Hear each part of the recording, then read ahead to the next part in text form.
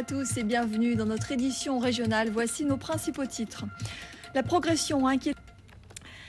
Le fonctionnement du centre de tri Paul Caraïbes de la Poste perturbé depuis ce matin par un mouvement de grève des agents de la CGTG. Ces derniers dénoncent les mauvaises conditions de travail et réclament le comblement de tous les postes vacants. Le point avec Jean-Charles Théobald et Paul Labéca. En Martinique, les transports sont perturbés à cause d'une grève également. C'est une mobilisation en demi-teinte, fort heureusement pour les automobilistes. Les stations essence sont approvisionnées en service minimum depuis le 15 juillet. Mais échaudés par de nombreux conflits antérieurs, les automobilistes ont tendance à prendre d'assaut les points de distribution. Les responsables syndicaux de la CGTM affirment pourtant qu'il n'y aura pas de pénurie d'essence. Le reportage de Xavier Armingo et Michel Joseph. Les Guadeloupéens sont plus optimistes en 2010 sur la relance de l'économie. Selon un sondage Ipsos Antilles, nous sommes plus confiants sur une évolution favorable de la situation économique et sociale de l'île. Nous dépensons, semble-t-il, plus pour nos besoins quotidiens, mais tout en étant rigoureux. Un sondage réalisé du 17 mars au 7 avril dernier que nous détaille Sophie Vingueda-Salon.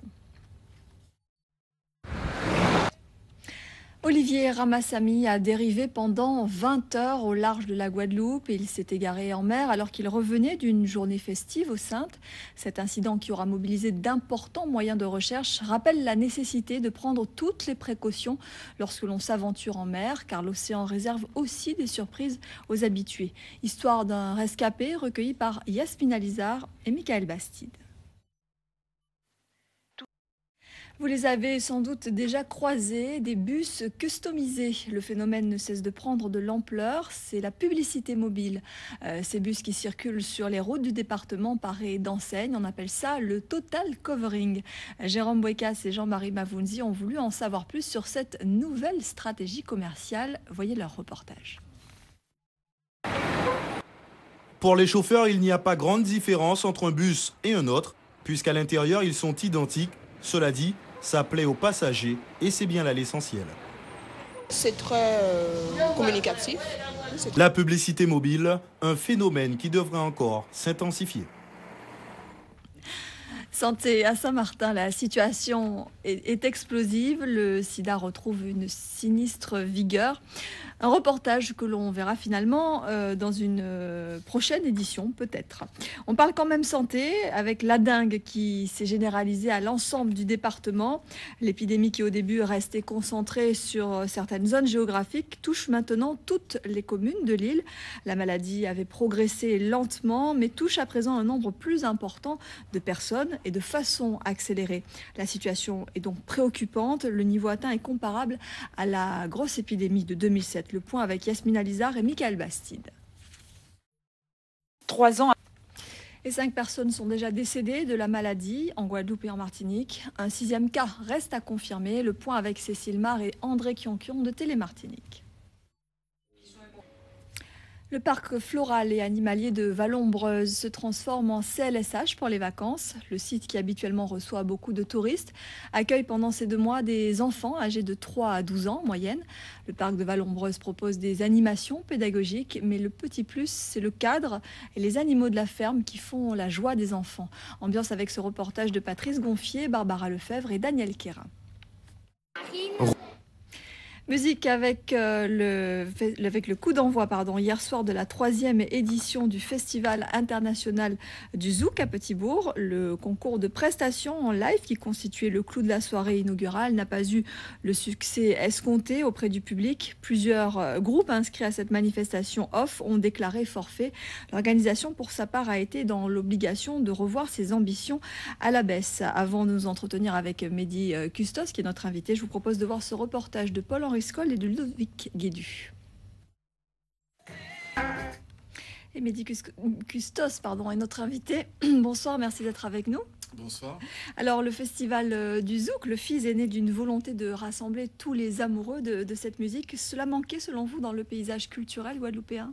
Je pense que... Quelle place occupe le Zouk en 2010 alors que l'on voit la musique américaine envahir les ondes et également les chaînes de télévision ? Je pense que une musique qui lui appartient et qui lui appartient aujourd'hui de défendre et de propulser au au-devant de toutes les musiques. Alors justement, le festival propose des concerts, hein, mais il offre aussi toute une série d'animations afin de justement satisfaire un public encore plus large. Oui, tout à fait. Que le zouk moderne, entre guillemets, il a de l'avenir. On voit aujourd'hui qu'il y a une vraie vague de nostalgie qui déferle chez nous en Guadeloupe. On parle beaucoup de soirées rétro-zouk. Oui. Est-ce que les deux sont à opposer ? Non. Alors, les Kassav, les Tania Saint-Val ont su traverser effectivement les décennies, les époques, les tendances. Est-ce que les Mehdi Custos, les Jimmy Desvarieux, les Fanny vont réussir ce même challenge, selon vous ? Ben, rendez-vous dans 20 ans et puis on pourra peut-être en reparler. Très bien. En tout cas, juste un dernier mot pour conclure, peut-être sur le programme, les temps forts en quelques mots, ce soir, demain, des artistes, les concours également. Alors, donnez un concert. Donc, Très je bien, donne rendez-vous à tous mes fans à cette occasion.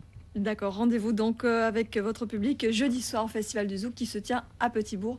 Merci beaucoup d'être venu nous en parler, Mehdi Custos. Merci, bonne soirée. Avignon, festival de théâtre, mais pas seulement. Il y a la lecture aussi qui a toute sa place. Par le passé, la Cité des Papes a accueilli les plus grands comédiens dans des lectures mémorables. 2 auteurs et metteurs en scène originaires des Caraïbes et vivant à Paris ont organisé une lecture publique de leurs pièces, une des étapes importantes de leur processus de création. Jean-Louis Quérec, Sylvain François. Voilà, c'est la fin de cette édition. Merci à vous de nous avoir suivis. À 20h10, juste après la météo, quelques jours avec moi, un film français avec Daniel Auteuil. Demain, pour l'information, vous retrouverez Jérôme Bouécasse. Très belle soirée à tous. Gardez jeune, gardez belle, gardez comme la volée d'un ciel. Nous c'est jeune, nous c'est comme aucun bel où les sont champagne.